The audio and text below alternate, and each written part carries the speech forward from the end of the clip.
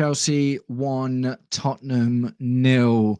Not exactly the most entertaining, spectacular 90 minutes of football we've ever seen, but it is always good to get 3 points at Tottenham, isn't it?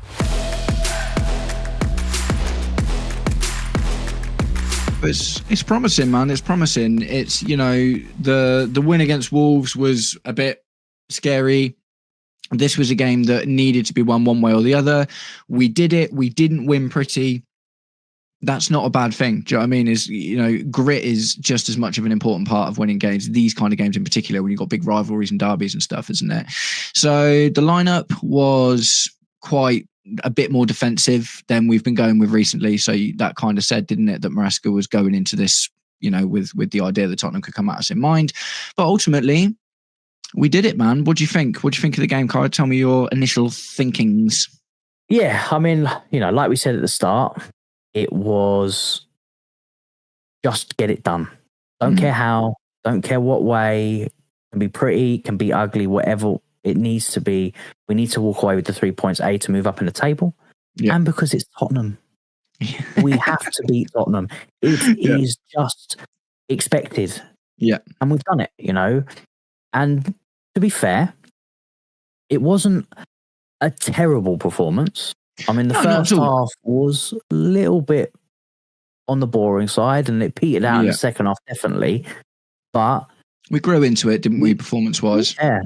And let's be real, we could have scored 3 or 4 if we were a little bit more clinical, and Tottenham didn't really threaten, which is, you know, we've been talking about how poor our defence has been. I thought today they were actually pretty decent. Shout out to Wesley Fofana. Played 90 plus minutes got taken off on the 88th minute, but played 51 minutes in the first half. So he did 90 minutes today and looked good throughout the entire game, looked consistent. This is the first time I've seen him play a game where he hasn't held his ankle or something, you know, where he's looked a little bit like he looked knackered by the end of it, but he played the whole game and he played really well. Trev redeemed himself today, I think, a bit from, you know, people been giving Chalobah a bit of a hard time of late. Cucurella and James, James I thought was really good today. You know, kind of getting in midfield you know, he sort of started off in midfield, didn't he? Yeah, he started off a bit shaky, didn't he? In the first sort of 10, 15 minutes. And then he started to grow, and then come second half, it was like a complete dominant performance from whole midfield, really. Malagusto, what do you think? He was the only one I would say out of say only one. There's a few in there that they were just sort of a little bit of passenger, really. Yeah. I felt Gusto, he didn't really offer anything forward. He didn't really offer anything back. He was just, I felt he was kind of there to make up the numbers. Really. Away a corner. He decided to pass the ball out of play for no apparent reason. But again, you know, I thought Caicedo, mate. Caicedo was man of the match. Joke. Man of the match today. Absolutely man of the match. Daniel says, give Caicedo a new contract and give him what he wants. He deserves it. Can't disagree with that at all. Caicedo was absolutely phenomenal today. And in the absence of Cole Palmer, Caicedo is our best player, really, isn't he? He's kind of the team, you know, not in an attacking sense as much, but he's the guy that you kind of can rely on the most to give an 8+ out of 10 performance every single game. And today, mate, just the assist for the goal, man, literally won the ball. It got, you know, went to a Tottenham player, won it again. Do you know what I mean? And then got the assist.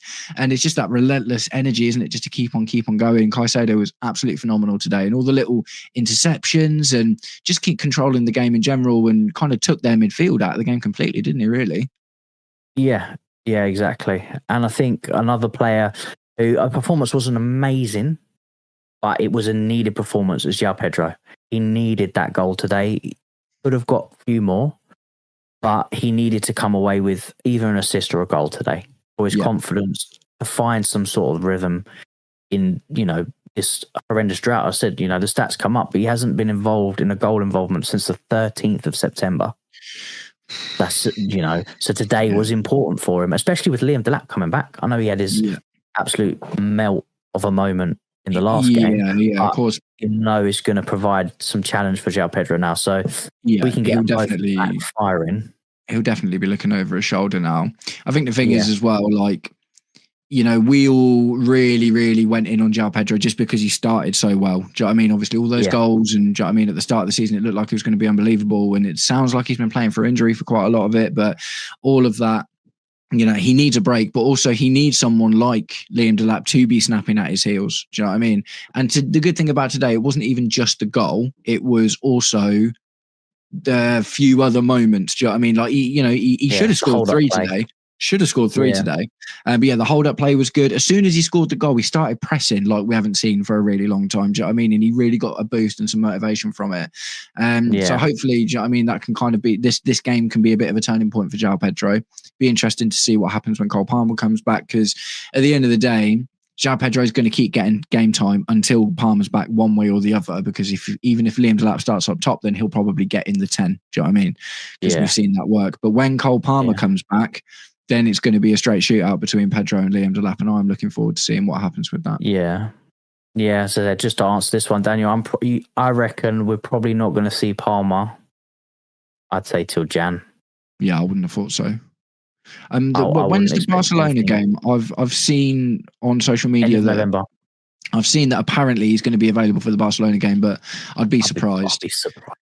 Yeah. Then saying that, I wasn't expecting Delap back until December.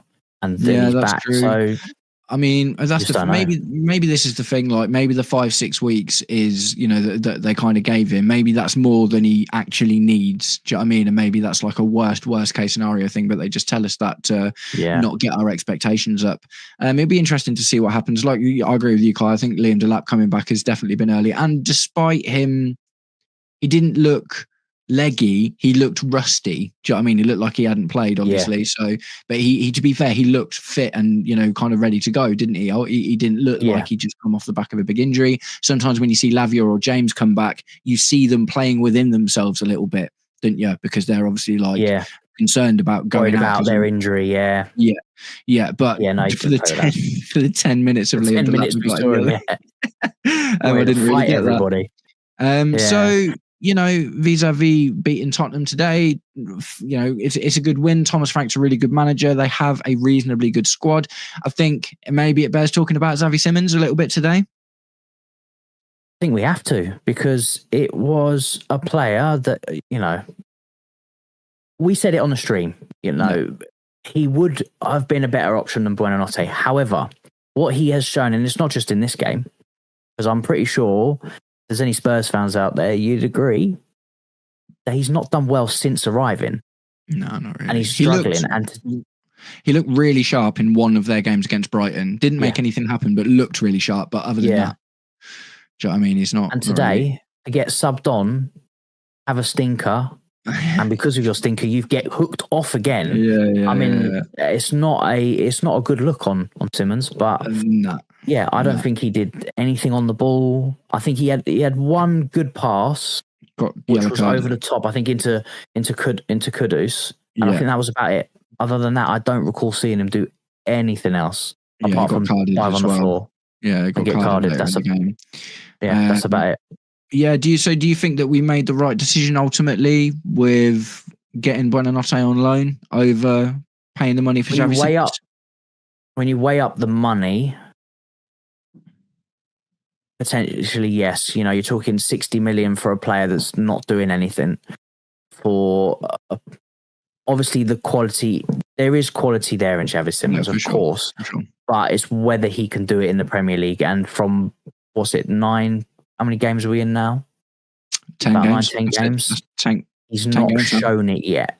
So potentially, I still feel like, you know, if we wanted him, we would have had him.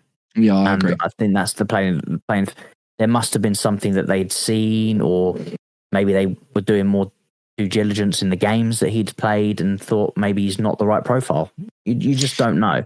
But from looking what we saw today, he does seem to be struggling with the rigour of the Premier League, doesn't he? Because he's not, you know, a particularly big guy or whatever, and he's not a very physical player, and it seems like his technique isn't quite good enough as of right now in order to kind of make that not an issue. Like Cole Palmer, for instance, do you know what I mean? Cole Palmer's not a big aggressive player or whatever, but his decision making, his thought process and his technique is good enough to cut through the physicality of the Premier League. But Xavi Simons obviously not quite there yet. So really good win, man. Really good win. Man of the match for me, Caicedo, like we said before, easily. For me, shout out to Fofana as well. I think he had a really good game. Garnacho, Jamie Gittins, neither of them. Garnacho had a few bright moments in the first half, but neither of them really caught fire today. So it's just one of them, isn't it? Like who else did we see? Like, so I'm not loving the Gusto in midfield thing in general. No. I think it worked quite well against Liverpool as a bit of a surprise, but that was a pretty off form Liverpool. So, I would like, I think as soon as Lavia came on, for instance, again, the midfield started to look better. Do you know what I mean? So I'd like to see more of Lavia going forward. I think the Gusto thing is just because he's got legs. I think that's really what it is. Lavia playing Wolves helps when you're a footballer, doesn't it? yeah, I suppose. Yeah, you got to be able to have legs to play some football. But being that Lavia played in the Wolves game, he probably wasn't going to start. Wasn't going to start this game. He'll probably start Karabag as well, wouldn't he? Yeah, I would assume so. I would have said every player that was on the bench for this game is probably going to start the next game. Like, I feel the lap. I reckon he'll get the start and probably get a good chunk of minutes for the for the Champions League game, and I think he needs it. Yeah, agreed. But in terms of like the Gittins and Estevals, they're all going to start, and they just need to, like Daniel's saying here, not just Garnacho. I think everybody, maybe Esteval. Yeah. I think Esteval. I've seen enough from him to say that he's all right in his end product, but Garnacho and Gittins are definitely. Lots of cutbacks today. Garnacho, Gittins, Pedro Neto, Enzo Fernandez this season in particular. I would argue, even Joao Pedro, obviously, apart from getting the goal today, end product has generally been a problem across the board for kind of everyone. Weirdly, Tyreek George is one of our top scorers this season. Mad. Crazy. So, I mean, it's a good chance you might see him up top in the Carabao against Carabao. Against Karabag. I think I'm with you, man. I think it's going to be Liam Delap, and I could see maybe it depends, because like I say, that it's all a bit complicated, isn't it? Because the idea is maybe Mark Gue goes in January, but he can only go to Sunderland. I think Jorgensen is going to get the start in goal for Karabag, unfortunately. But you would argue Karabag not even as much of a hard game as that Wolves game or the Ajax game. This is, We've done all right in the Champions League, but on that, Sanchez today. Sanchez really good today. I thought he was pretty good. His distribution was good. His collection, fantastic. Yeah. Came out and bozo moments, claimed it pretty much every corner, didn't he? Yeah, started a couple of really good attacks, actually. There was one moment where Garnacho actually got fouled when he made a run-up on the right, and that was started by Sanchez, and he kind of saw it and, launched it and made it happen and stuff. Yeah, no, absolutely fair play to Sanchez today. I think he had if he's like that every game, I can deal with having him for the rest of the season. Do you know what I mean? It's just the bozo moments, isn't it, that you worry about with Sanchez, that's really. The only thing in it. It's, we're always waiting for a bozo moment to happen from anybody, really. But today, no red cards. No bozo moments. Do you know what we haven't talked about yet? Red card FC's left. The officiating, mate. Who was saving that one right for the end, because I've got a lot to say on that absolute mug of a referee that was on that pitch today. This guy, mate, what was going on?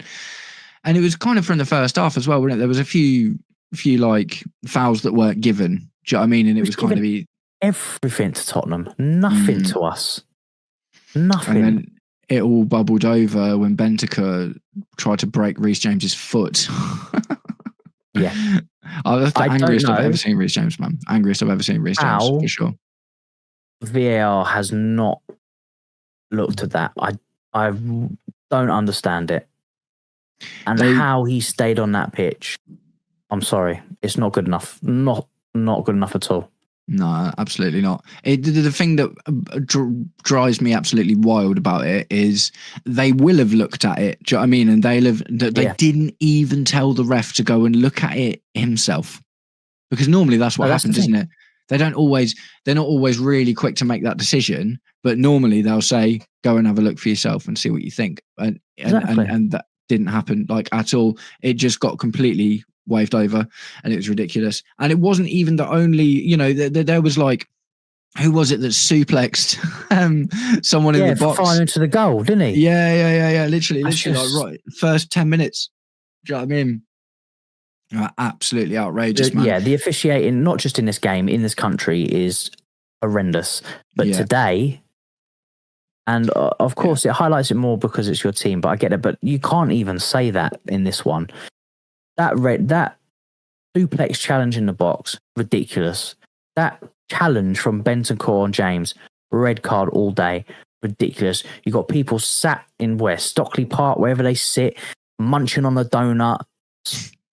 And they deemed that as a yellow card. Yeah, mental. I'm sorry.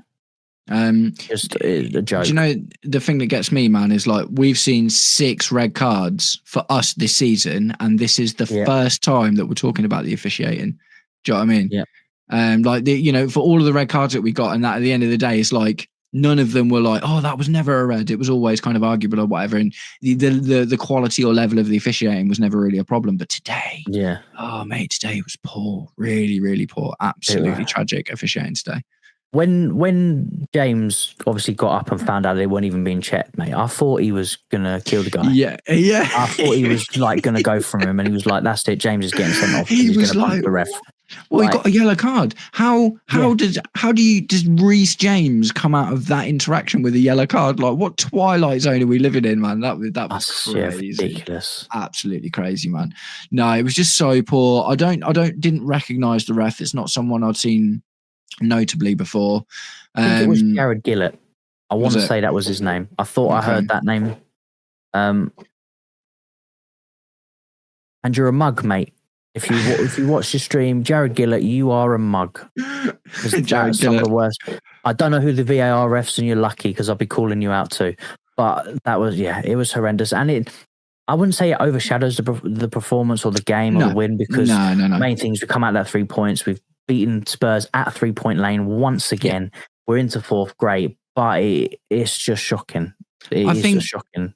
I think the good thing about today, right, is I think it's kind of good to win ugly sometimes, because you need to be able to do that. Now, I'm not saying we're on for a title challenge. You know my thoughts on that, but at the same time, it's like just to see that we've got a collection of players that can scrape out a win like that without faltering at the last moment. That's really positive. Do you know what I mean? Because that was what we were missing against Sunderland, for instance. Do you know what I mean? That mentality to be able to see it out until the end. And I hope that's something that we continue to see a bit more of. We don't need to win. We don't need to score 3 or 4 goals every game for me. Do you know what I mean? It's like winning is more important. And a 1-0 is quite rare for Chelsea these days. Do you know what I mean? We don't get very many 1-0s anymore. Jose Mourinho was Mr. I can beat your team 1-0. Do you know what I mean? That was his whole thing. And, I don't necessarily want to go back to that either. But at the end of the day, I do think it's important that you can show that you can do that, isn't it? It's like, it was when everyone started talking about Arsenal as being title contenders. It's when they started winning games 1-0 and getting out to that point. Do you know what I mean? And that's what we need to be able to do. If we're going to be looking at challenging for anything in the next few seasons, getting those slightly uglier wins is part of that, man. That's part of what makes a title winning team. 100%. And it was important to get this win today. Yeah.